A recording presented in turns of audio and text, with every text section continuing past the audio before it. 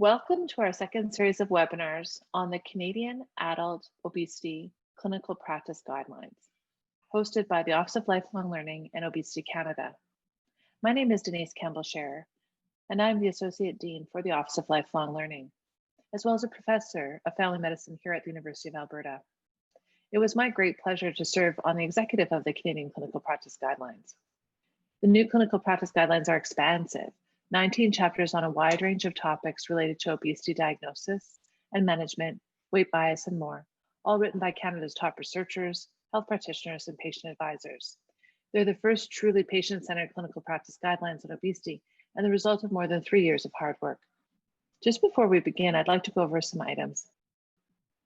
We acknowledge that we are on traditional territories in Alberta of the many First Nations, Métis, and Inuit, whose footsteps have marked these lands for centuries. If you have any questions pertaining to technical difficulties or L3 programs and services, please use the chat feature of the webinar located in the middle bar of the bottom of your screen. If you have a question for our panelists, please use the Q&A feature of the webinar. Our panelists will answer several questions following the oral presentation. Some questions will be responded to through text in the Q&A window. You can at any point use the Q&A button at the bottom of your screen to submit questions. We anticipate many questions. Please review what has already been asked and upvote those questions you would like to have answered. We cannot guarantee that the panelists will be able to respond to all of your questions. A recording of the webinar will be available next week. It will be sent via email to all those that registered. This link is for your personal use and is not to be forwarded or shared. This activity has not been formally reviewed by the CFPC or Royal College. However, it is eligible for non-certified credit. Main Pro Plus participants may also earn additional certified credits by completing a linking learning exercise.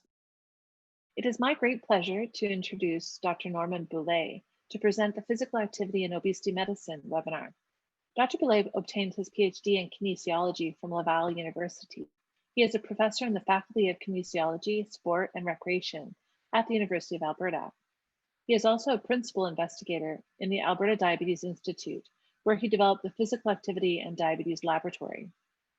Dr. Boule's research focuses on the effect of exercise in people with type 2 diabetes, and is one of the authors on the chapter on physical activity from the new Canadian Obesity Guidelines. So it's my very great pleasure to welcome Norman.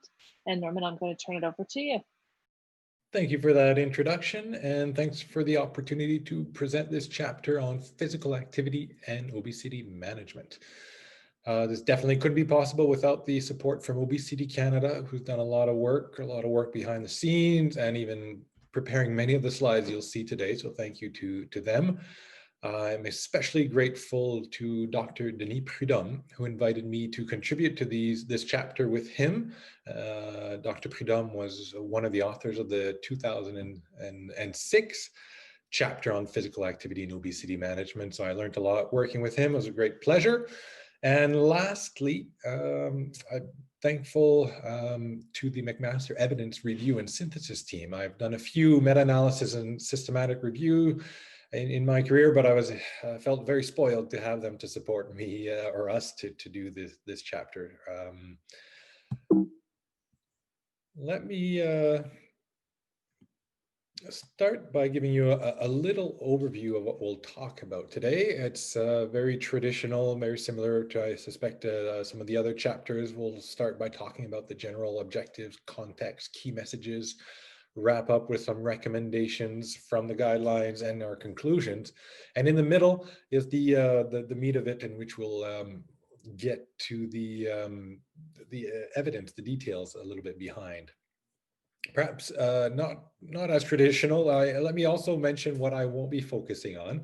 Obviously, we won't go in great detail, but the point I'm trying to make is, although I'm presenting on the physical activity chapter, the idea of physical activity and exercise is present throughout many of the chapters in the guidelines. And it's a little bit beyond the scope of my presentation to address a lot of these things, but I'd like to bring them up so that you know that they're there and you can look them up if you're interested. There's a chapter on prevention of obesity that does include evidence from nutrition, medical therapy, and physical activity.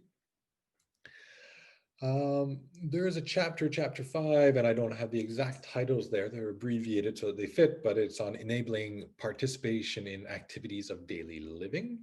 It talks about mobility and energy conservation strategies as well. Chapter on assessment related to many things that are relevant before prescribing physical activity, including things like exercise stress testing. Typically get a lot of questions when I present about physical activity on behavior modification. That's not my expertise. There is a chapter on psychological and behavioral interventions, chapter 10. And there's also a chapter on integrating many things in primary care, and which includes details on nutrition and physical activity. So if I'm not talking about all these things, let me just present the objective here. Really, the objective is to provide primary care providers and kinesiologists with up-to-date evidence regarding the efficacy of physical activity as a therapeutic approach for people living with obesity.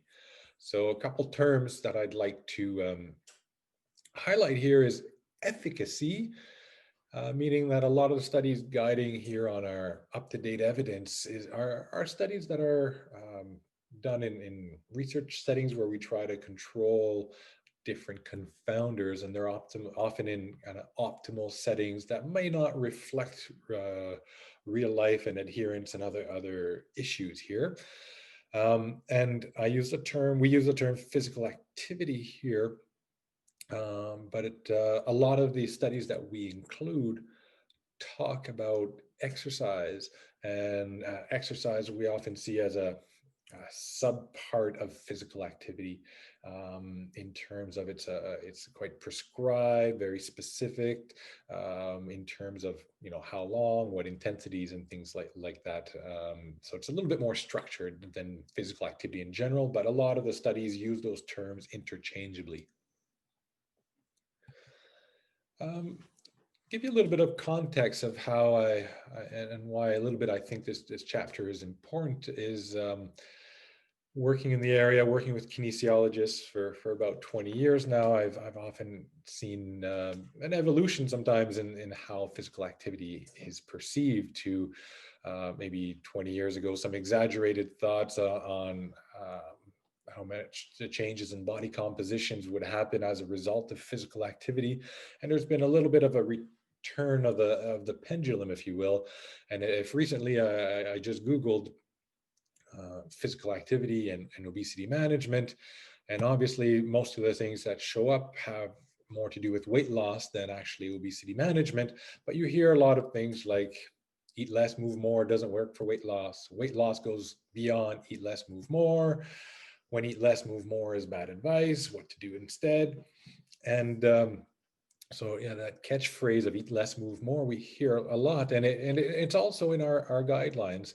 This is the main article published in the Canadian Medical Association Journal. One of their key points that I bring out here is that obesity care should be based on evidence-based principles of chronic disease management and must validate patients' lived experience and move beyond the simplistic approach of eat less, move more, and address root drivers of obesity. And this I remember when the guidelines just came out. Some of our colleagues, the authors, the steering committee were participating in interviews with media, and this was often something that came back, that the media, the presentations focused on, moving beyond eat less, move more. And I'm curious how that message was received by people. Was it perceived as, oh, moving more shouldn't be part of obesity management? Do we need to go, is it not a driver of obesity? How that was perceived. But the point I'm going to hopefully will take home from my presentation today is I feel that physical activity fits in very well with the idea. Physical activity alone is not a solution to obesity management. And you can make that case for virtually all interventions, virtually all chapter. Beyond, we have to move beyond thinking of just one approach, and adapting the context, the feelings to our interventions. And with the definition of obesity that's promoted in these guidelines, where obesity is a prevalent, complex, progressive, relapsing chronic disease characterized by abnormal or excessive body fat that impairs health. So this emphasis on impairing health and not just body weight. I think that's a perfect example, and you'll see that physical activity with that definition, when we're not just focusing on weight loss, but focusing on health, physical activity fits in very well with this perception and these messages and this guidelines, and probably why you see it emerge in the physical activity in so many different chapters. So let's get to the essence here, a little bit of the key messages. These are kind of our recommendation in simplified form here. Our first one, regular physical activity induces a wide range of health benefits in adults across all BMI categories, even in the absence of weight loss. Right? If you were here last week and heard Jennifer speak, this is very much in line with one of her chapter's key messages, which was healthy eating is important for all Canadians, regardless of body size. So here it's not just people with obesity, it's everyone benefits from physical activity, and even in the absence of weight loss. We have to narrow down a lot of things to come up with just two key messages here. We want to try to focus on a few others, just a few. And it was difficult selecting this second one, and maybe you'll disagree with the choice. Maybe you think other things are more important, but we focused on aerobic, such as walking or cycling, and resistance exercise, such as you see in the picture here, but not always with free weights, could be against machines or resistance bands, can favor the maintenance or improvements in cardiorespiratory fitness, mobility, strength, muscle mass, when used alone or when used as part of different obesity management interventions. And the reason we chose this one is because we felt that physical activity really targeted these outcomes. There's other benefits, but these benefits are often shared with many of the other interventions, where physical activity, and when you look at fitness and strength and maintaining muscle mass, that's what physical activity targets a lot. And so we thought it was important to mention that.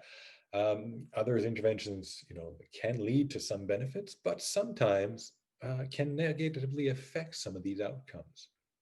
We see reductions in fat-free mass with a lot of these other interventions, whereas we can maintain it or possibly even increase it with physical activity. So that's why we chose this one as the other second key message, because these outcomes aren't maybe what we think of right away, but can be very important. Taking a look at the evidence. Let's start with not weight. I try not to emphasize weight too much, but looking at changes in adiposity, body composition, distribution, and typically looking at studies and meta-analysis, systematic reviews with exercise programs that are in line with the physical activity recommendations for the general population. We're looking at 150 minutes on most days of the per week, physical activity on most days of the week. We typically see in sedentary people who start these activities of 150 to 200 minutes per week, about 2 kilograms of fat loss. And other interventions, the weight loss is part fat mass, part fat-free mass. Oftentimes with physical activity alone, we'll see either a maintenance in fat-free mass or slight increases even with aerobic activity. And the changes in body composition, this is an interesting thing that they're additive when you add physical activity to other interventions. Probably the most commonly studied situation is with medical nutrition therapy. If you add physical activity and other nutritional interventions that sometimes both lead to weight loss, the effects are additive when you bring them together, and that tendency to lose less fat-free mass happens as well. We all know that it's not just the amount of body fat, but where it's distributed. And one of the areas that is thought to be contributing to greater risk of cardiovascular disease is abdominal obesity, in particular excess abdominal visceral fat. And just as in the previous guidelines, in these guidelines, we confirm again that exercise alone, we know it's effective at reducing abdominal fat. You'll get significant reductions. This was supported by several systematic reviews, meta-analysis that we looked at, including one that showed significant reductions in abdominal visceral fat, even in the absence of weight loss, and even in the absence of changes in waist circumference. Next, also not talked a lot in the previous guidelines, but emphasized a little bit more in this edition's chapter, is the idea of ectopic fat. So excessive fat that we find in places we don't necessarily expect it to be in high amounts. And we see in some areas ectopic depots, some of them we consider liver fat, heart fat around the heart, and in other organs, but these two in particular were shown to be reduced with exercise interventions. And these are often quite small depots and aren't necessarily noticeable. Even visceral fat, fat around the heart, fat in the liver, these aren't things that we typically measure, and people are typically aware of these changes. So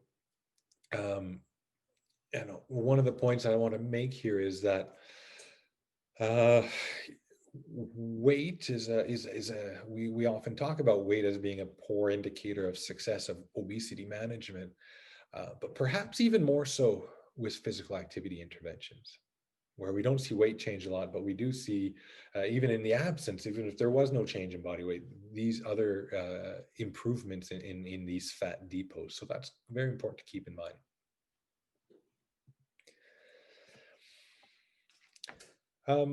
In the previous guidelines, there wasn't as much literature available to really comment extensively on dose response relationships. Now, you might be familiar with this concept more in the context of pharmaceutical interventions, where, how many times a day, what's the concentration of the active ingredient, the Cmax, or different things of that nature when we're looking at medications. When it comes to physical activity, the dose of it, exercise specialists usually define that in terms of what we call the FIT principle, FITT, for frequency, intensity, time, and type. Some people say type and time, doesn't really matter. You got the same four things here. I put frequency and time in red because together they how frequent and how long those bouts, you multiply those two and it gives you the total duration. And so one by one, we'll be able to look at the effects of these different characteristics of the dose and how they may impact obesity management. But perhaps the most studied thing in terms of dose response is this idea of physical activity volume.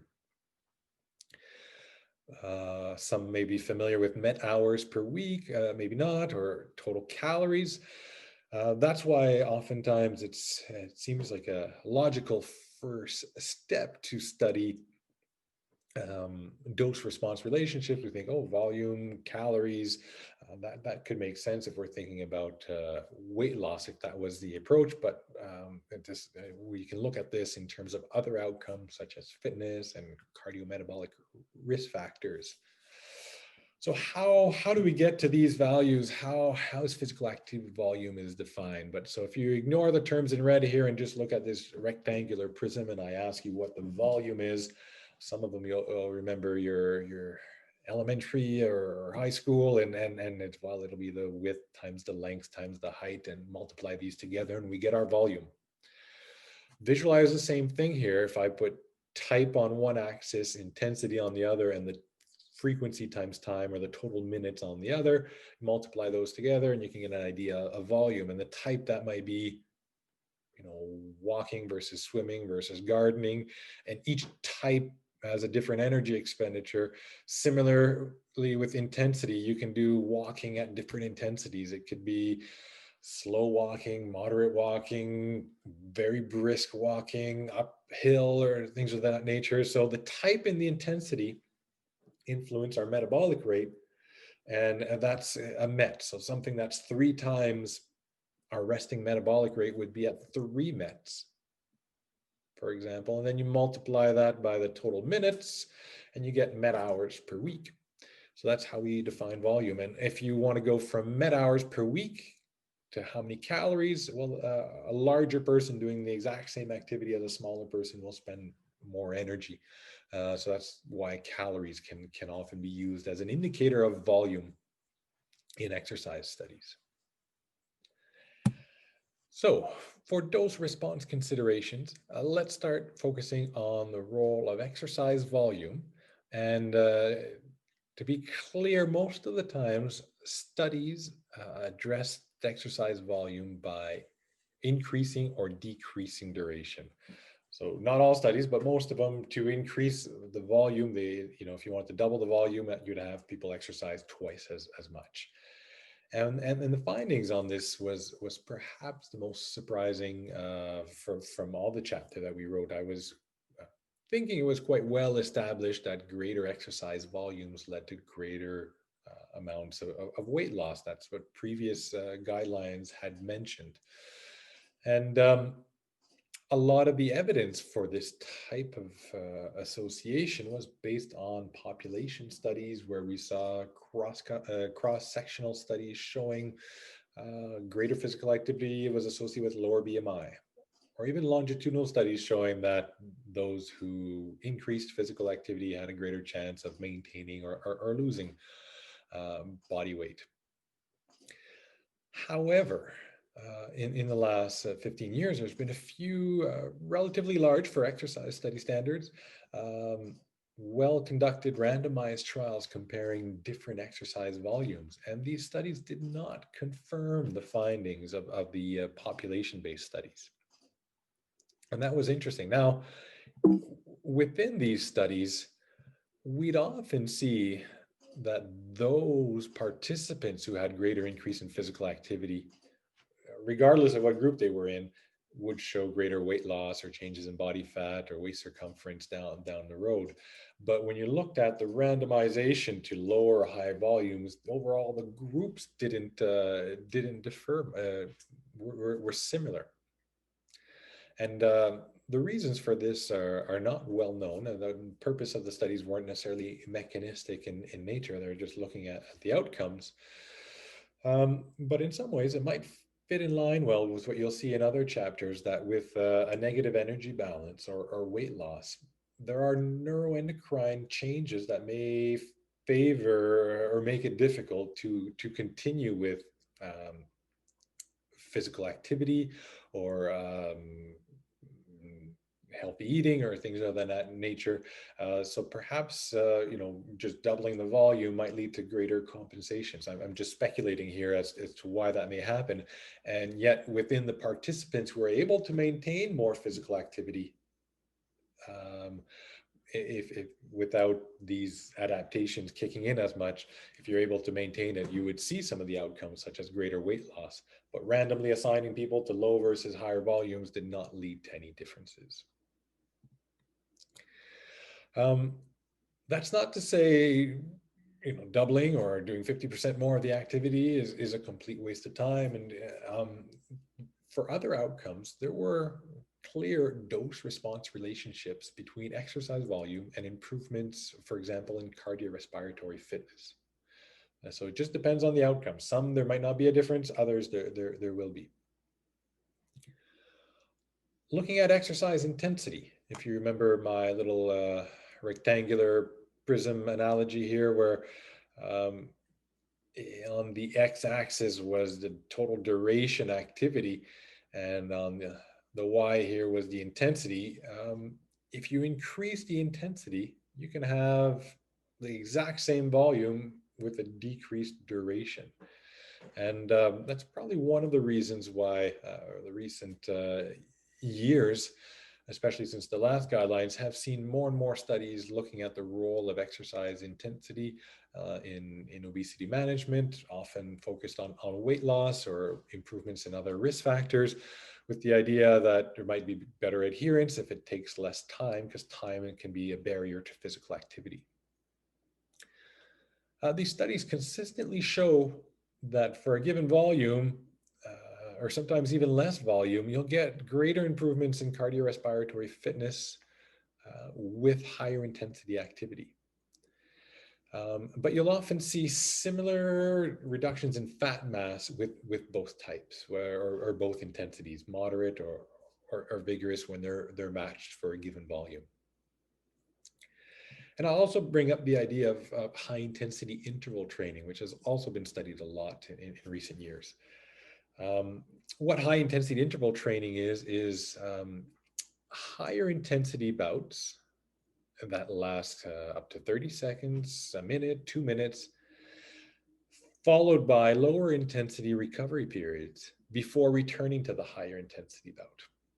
And I know talking about high intensity, these higher intensity bouts are often quite high. And so it's intimidating to think, oh, high intensity, but it's important to keep in mind it's relative to everyone's individual fitness level. So high intensity for an athlete is not the same speed or whatever as high intensity for a non-athlete who has lower fitness. It's based on their fitness level. So we often pick a speed, and someone might be able to maintain it for 3 minutes or something like that, but we'll say, all right, you'll just walk at this high grade for a minute instead of 3, and then recover. But if you do 10 of these intervals, you'll end up spending 10 minutes at a very high intensity, which leads to improvements in cardiorespiratory fitness. That's well been shown. And there are reductions in outcomes such as intra-abdominal fat, visceral fat. Just like with moderate intensity exercise, it's just not yet clear yet. It doesn't seem that any specific intensity is better than another at this time. So it's an option for people who are looking at maybe more pleasant ways, and someone might disagree that it's pleasant, but different ways at achieving different intensities and improving fitness. What about the type? There hasn't been too much appetite in the literature to study in great detail. Does walking compare better than cycling or things of that nature? Probably because there's often considering energy expenditure, which might be similar among different aerobic type activities, even if there are small differences. So that hasn't been studied much. What has been studied a lot is the idea of resistance exercise and what role that may play, and how does it compare to aerobic training. And what we see sometimes are different responses. With aerobic training, we might see a little bit more fat loss. With resistance training, we might see a little bit more tendency to increase in fat-free mass, not necessarily early on in the intervention, but in longer interventions. And what's interesting is that we do tend to see often additive effects, where the benefits in one and then the benefits of the other can be added.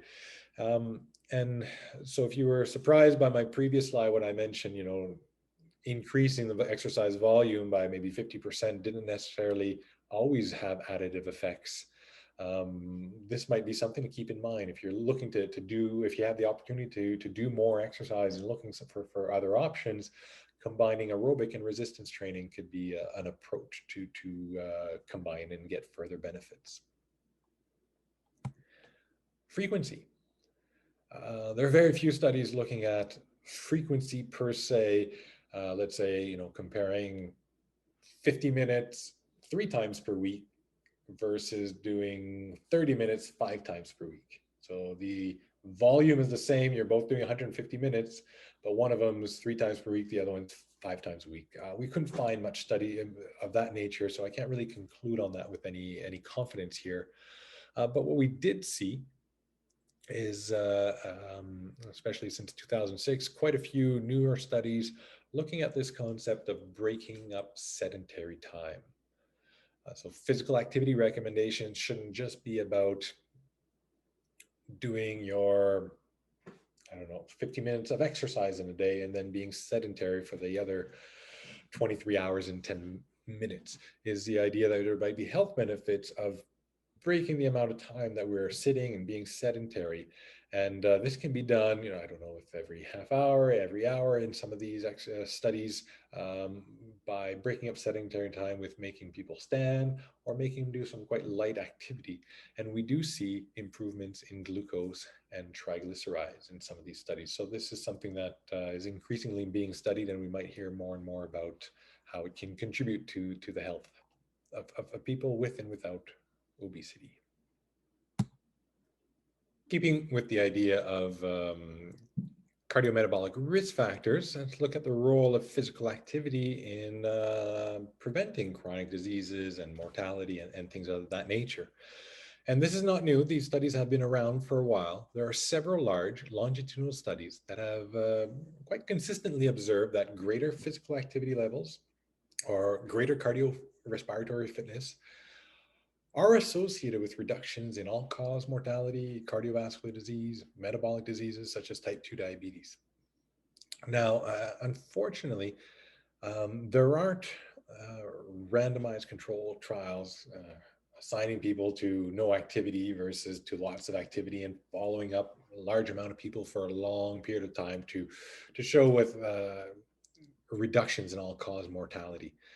And even some of the studies looking at things, for example, like cardiovascular disease or type 2 diabetes, I'm quite familiar with the type 2 diabetes literature. There's most of the time the physical activity intervention is combined with a nutritional intervention.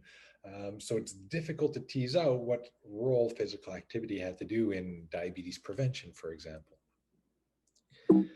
Um, what we do know, there's dozens of randomized controlled trials looking at the effects of regular exercise on cardiometabolic risk factors. And we know quite consistently that physical activity, exercise can reduce HbA1c, improve glycemic control in people with type 2 diabetes, even in the absence of weight loss. We see reductions in blood pressure and improvements in many lipid lipoprotein risk factors, including cholesterol, triglycerides, sometimes increases in HDL. And this is just to name a few. There are probably countless other health-related outcomes that I could mention. We focus on these main ones linked to the metabolic syndrome, but there's quite a bit of additional literature out there to support the benefits of physical activity on chronic disease risk factors. Physical activity on fitness and mobility. I've touched on this a little bit, and it's touched upon in other chapters. We know that physical activity is very consistently documented to improve physical fitness. What is a little newer here on this slide is the breadth of the evidence in different populations, in people who had mobility impairments to start with, older adults versus younger adults, and across a wide range of BMI, we see these improvements in fitness and mobility.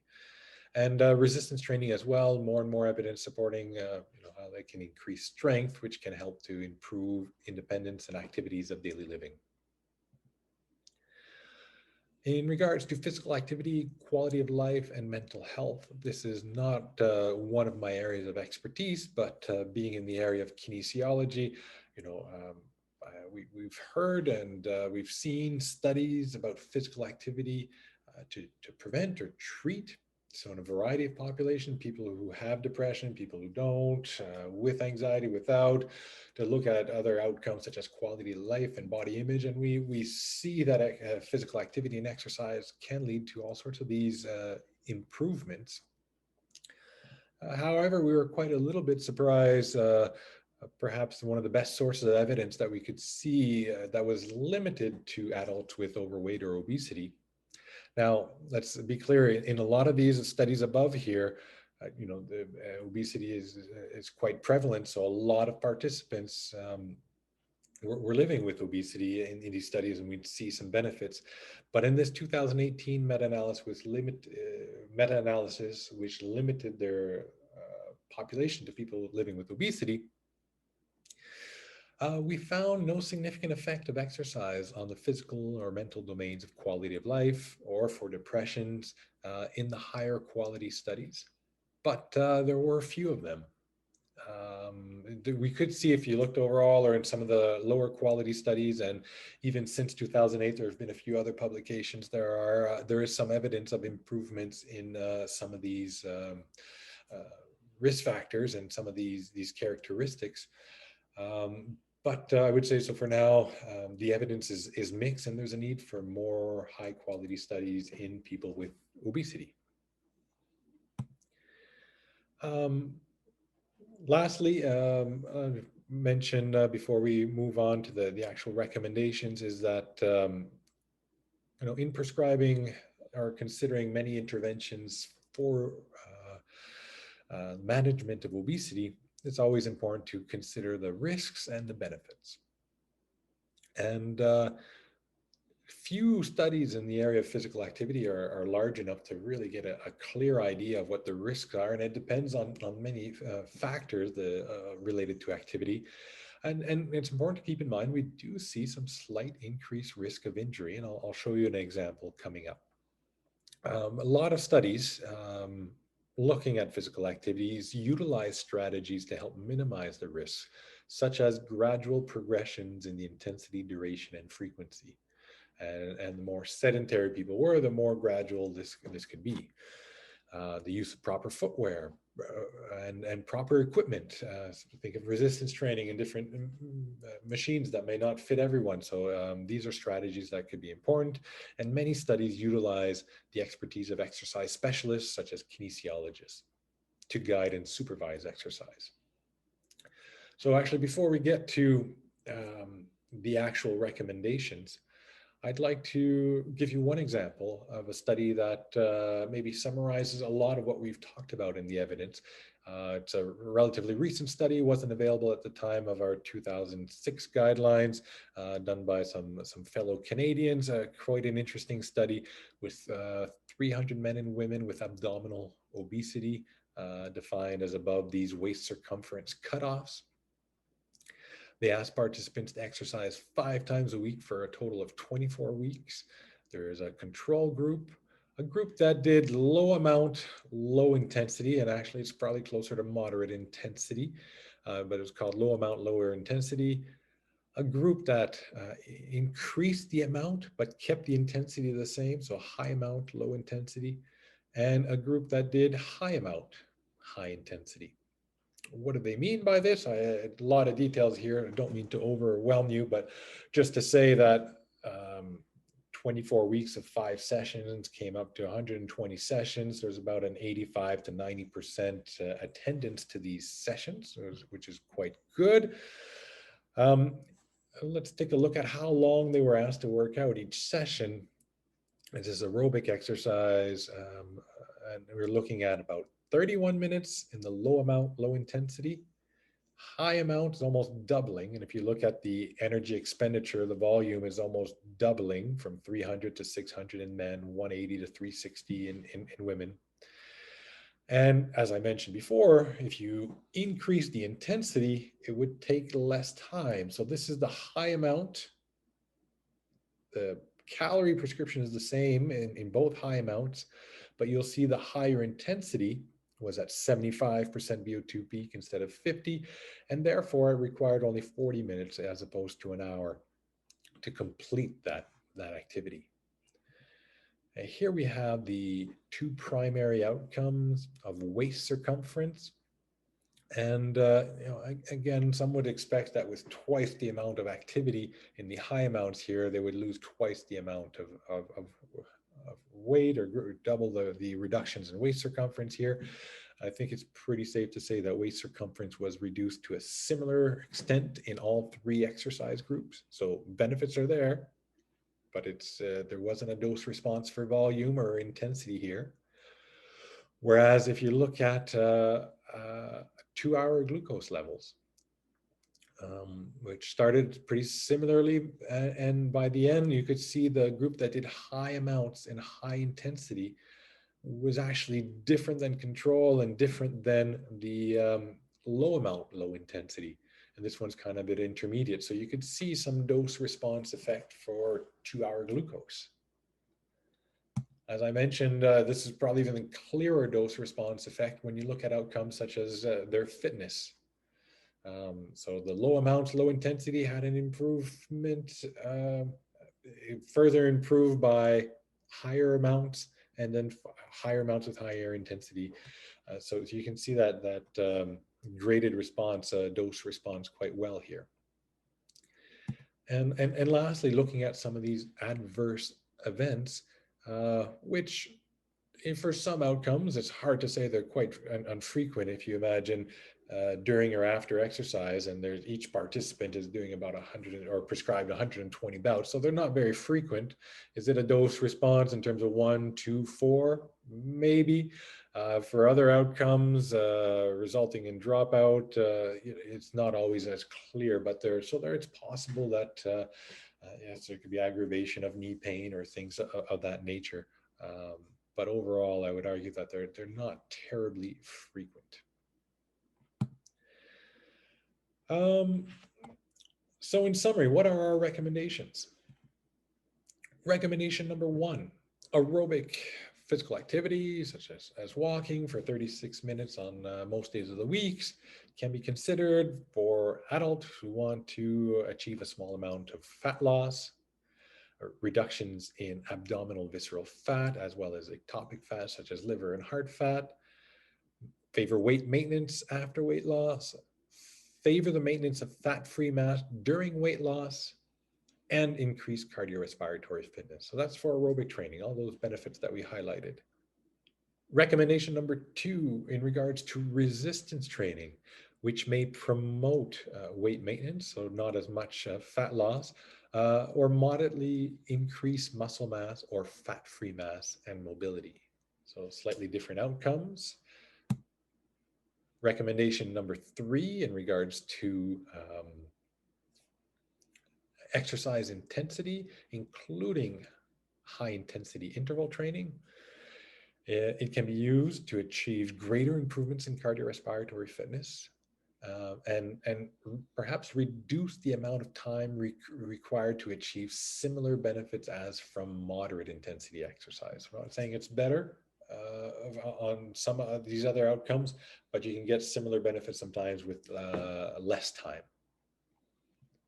Recommendation number 4, regular physical activity with and without weight loss. Key point there, even without weight loss, we see many improvements in cardiometabolic risk factors. We highlight these 3: hyperglycemia, blood pressure, dyslipidemia, but there definitely could be others that we didn't look at closely. Recommendation number 5, regular physical activity can improve health-related quality of life, mood disorders, depression, anxiety, and body image in adults with overweight or obesity. The grade of evidence is a little less strong, as I mentioned, based on that meta-analysis that had mixed findings and lower quality studies, and future studies are required. In conclusion, adults with overweight or obesity should consider increasing physical activity as an integral component of all obesity management strategies. So not just alone, but as part of other interventions as well. And I argue again that not just adults with overweight or obesity, but all adults should consider 150 minutes per week of moderate to vigorous aerobic activity, strength or resistance activity 2 times per week. And in addition to these things that may be part of an exercise intervention, also reducing the amount of sedentary time. Physical activity offers a wide range of health benefits that are partly independent of weight loss. So weight loss should not be the sole outcome by which the success of physical activity therapy is judged. So thank you very much for your attention, and I'd be happy to take some questions. Thank you ever so much, Norman. That was just fantastic. And just to remind everyone, if you have some questions, on the black bar on the bottom, on the right-hand side, there's the Q&A tab. So please put your questions in there, and everyone keep an eye on that. We can upvote the ones that we want to prioritize. And Norman, it looks like Christine is kicking us off. And she's asking if you can comment on the loss of fat-free mass versus muscle mass in response to weight loss / calorie deficit. Well, thanks for that question. Yes, that's an interesting one. And for these guidelines, I didn't extensively review the literature for other interventions and focus mostly on the physical activity. But I have seen several systematic reviews and meta-analysis in the past looking at a variety of weight loss interventions. And if memory serves me correctly, during weight loss, about 20% of weight loss is fat-free mass. So that's not always just muscle mass. Fat-free mass is more than that, and there could be water, and that's outside of muscle, but about 20%. And what we see with physical activity interventions, even ones such as the largest meta-analysis on walking alone that we found, the weight loss was just about 2 kilograms, but there was about 2.5 kilograms of fat loss, meaning that even if the increase in fat-free mass didn't reach statistical significance with moderate intensity walking, 100%, even more than 100% of the actual weight loss, if was loss in fat mass. So that is a difference between general, whether it be and for the most part, when I looked at different the meta-analysis in the past, looking at other strategies, whether it be medications, nutritional interventions, surgeries, a lot of them were around the same percentage, around that 20%. Now there can be differences depending on your timing, early in weight loss or after stability, or the type of diet. There could be some more protective effects. If some diets are combined with exercise, and there's some protein literature that I haven't studied as closely as the previous speakers in the medical nutrition therapy. But yeah, that's general percentages that I'm familiar with. Thanks, Norman. Yeah, and so folks, there's the Q&A box, but in the meantime, I'm going to just pivot a little bit, Norman, to COVID-19. So there was just a report out today, a survey on Canadians that they featured in the news today, to say that a lot of people are experiencing significant weight gain with the pandemic. And when you consider the literature that you had for helping people stay healthy and weight stable, what would you be recommending that people do to try to mitigate some of that from a physical activity and fitness perspective? Yeah, that's a difficult question to answer, and definitely not something we were considering at the time of writing these guidelines. The world has changed quite a bit here. Yeah. And I'll remind people, I'm not a behavior modification expert, and there are others on these guidelines that have more experience there. But what I can say is, there's a lot of differences in preferences and barriers, and one of the things that have changed with these, with a lot of restrictions, are the amount of options that are available, and to some people, the risks associated with leaving the house to go to facilities, and because of the exposures they're willing to deal with, or that they have access to. So we have fewer options in some ways. But there's sometimes opportunities to see the other side of things. Like a lot of us are now spending less time getting to and from work. And if you walk to work, it's another lost activity. But it might be an opportunity. We have more times during our day to do other activities, find other interests and passions, and some of those times could be used, I would say, maybe to see as an opportunity, as I think I just heard it was happening around the same time as we were doing our presentation. Now we had a new announcement for new restrictions in Alberta, for example. So a lot of things that we traditionally do will be a little bit different. So it might be an opportunity. In Alberta, our winters are long and can be hard and can be a barrier to getting outside. But I think if changing our mindset a little bit and seeing it as a way to get out of the house, to change our routine, because it can be long being cooped up and not seeing people, but to hopefully, for those who have the opportunities to dress warmly. I know that I guess I don't heat my house as much as at work. At home, I'm working, I'm always cold. And I use activity to stay warm, whether it be to to go for walks, or I'm lucky to have some stuff in the basement or things like that. And so I find myself doing activities to stay warm. So if you're cold this winter, maybe see that as an opportunity, but to change our mindset. But like I said, that's not my expertise of changing behaviors. And I'm probably on the other side of the spectrum where I have maybe an addiction to too much exercise, and I do too much until I get hurt rather than not enough. So It's the other maybe way. I'm just smiling because there's been a run on cross country skis here, actually. So Melissa has a question. She's just wondering if there's a better time of day for exercise. And so she relates that she'd heard late afternoon was best for most benefit, but in diabetes education, we suggest after meals. So in the literature, did you guys learn anything about timing for when people should think about doing exercise, Norman? That's a question that I'm personally quite interested in, and I've been studying it more in the context of diabetes. But it's a fascinating question, and again, my behavioral colleagues may have a different opinion than the physiologists on the call or listening in. Um, and that's important to consider. There are different reasons for selecting different times of the day, and I think most would agree that if there's even some slight physiological advantage of one time or another, but the only time of your day that you feel like you can squeeze it in, or so I would say, any activity that you can fit, whatever works best for you, should be the priority, and not to maybe try to fine tune and get little extra 5 or 10 or 15% extra benefits by playing around with the timing. So yeah, behaviorally aside, if all activities times doesn't really matter to you and you're looking for an optimal time, yes, that's a fascinating question. And I think I'll be providing a much more educated answer by the next time we work on guidelines of this nature. What I can say for now is, maybe for some outcomes, the idea of postprandial exercise might be better.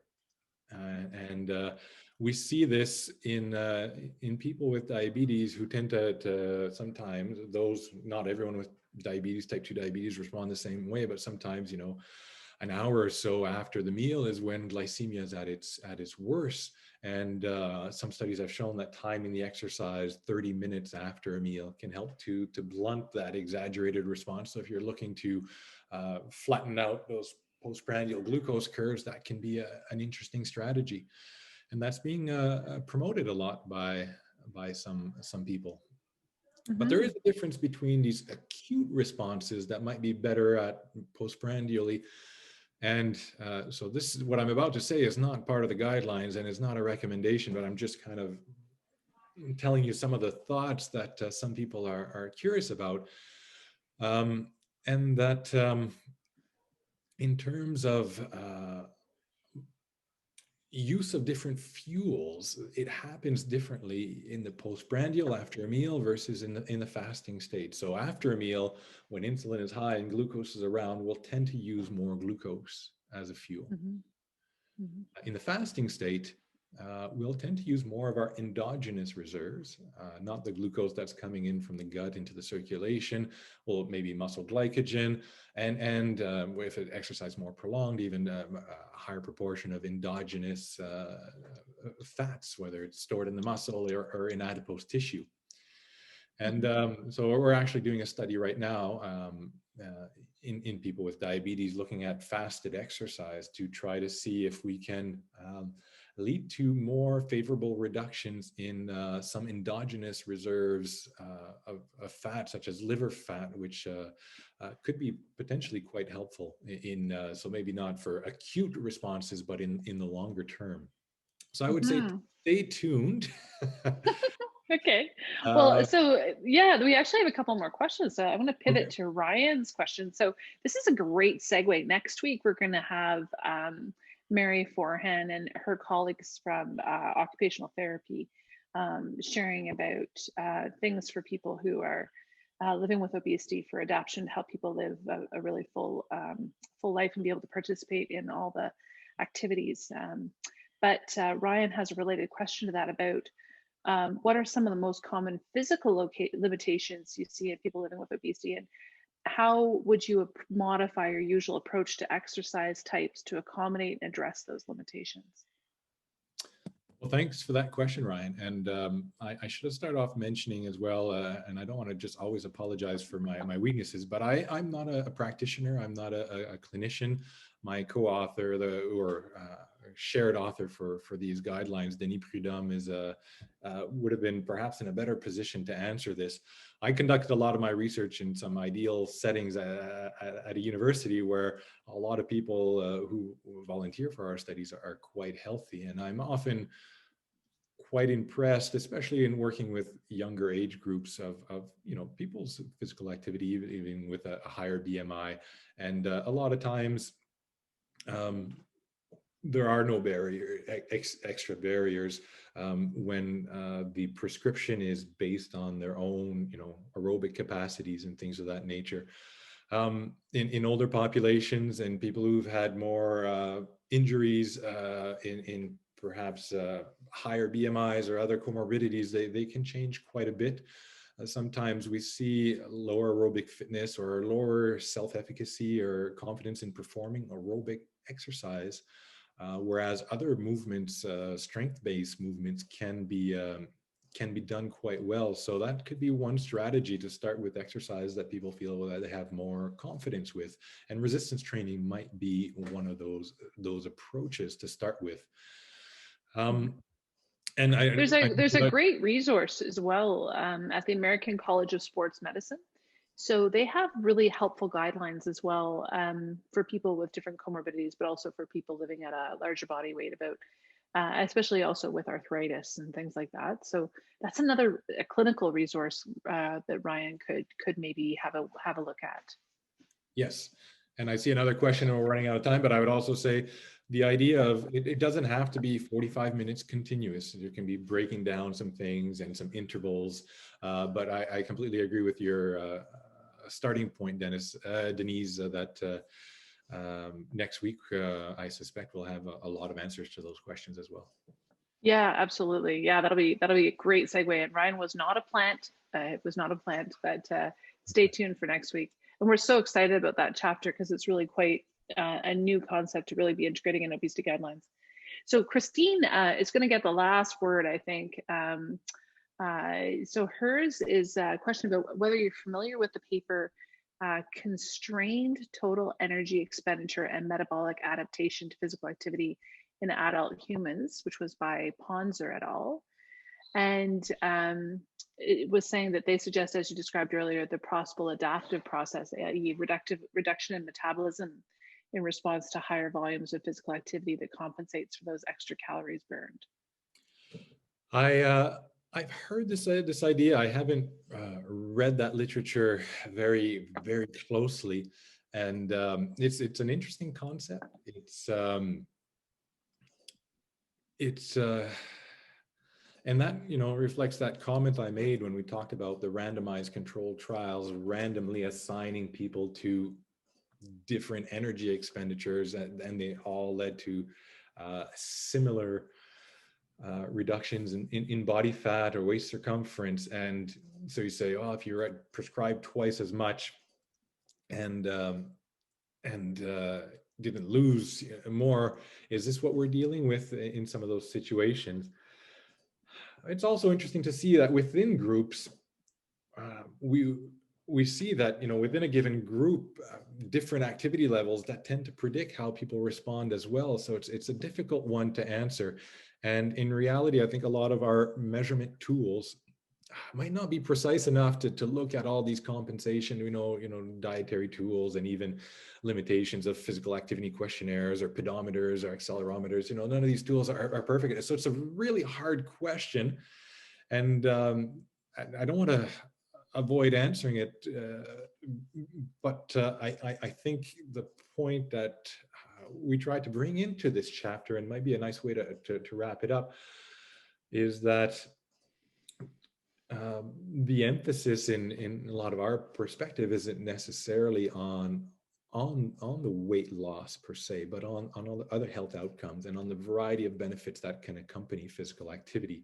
And maybe that's the message that that I'd like to end on here, is that yes, maybe these compensations can prevent more weight loss than you would expect if you added more activity. But you know, we still see these health benefits and sometimes a nice dose response for these other health benefits. Mhm. No, that's really fantastic. And it's such an amazing emerging area, isn't it? I mean, there's so much new literature coming out again about different genetic alleles and how some of those different things can relate to individual experiences with regards to what their body does with things. So I suspect this is going to be a rich area for many further years, and we're going to be able to. These guidelines are living documents, which we're really excited about. So they're not intended to be static. They're intended to keep changing and evolving as we learn new things. So um, this sounds like it'll be an area that's ripe for continued work. So I just want to thank everyone again for coming out and participating in our event tonight. And thanks so much, Norman, for all the work that you and Denny did on this fantastic chapter, and also for coming and sharing all of that learning that you did with all of the participants and everyone who'll be watching this online later as well. My pleasure. Thank you for having me. No worries. And thank you to all the team again, always from Obesity Canada and Lifelong Learning, for all the efforts you make behind the scenes. And we really look forward to seeing everyone next week. And we'll learn more about Ryan's question next week. So thanks everybody, and have a fabulous rest of your day.